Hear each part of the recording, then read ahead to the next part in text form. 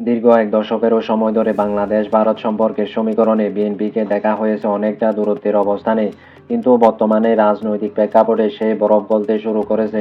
পারস্পরিক শ্রদ্ধা ও জাতীয় স্বার্থকে প্রাধান্য দিয়ে বিএনপির মাধ্যমে কি তবে স্বাভাবিক হচ্ছে ঢাকা-দিল্লি সম্পর্ক?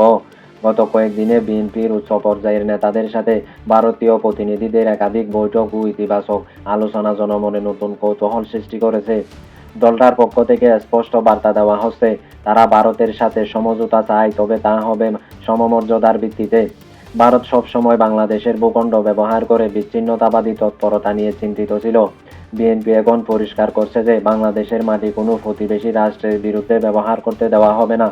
সীমান্ত হত্যা বন্ধ এবং তিস্তা পানি বন্টনের মতো ইস্যুগুলোতে আলোচনার মাধ্যমে সমাধান চায় বিএনপি।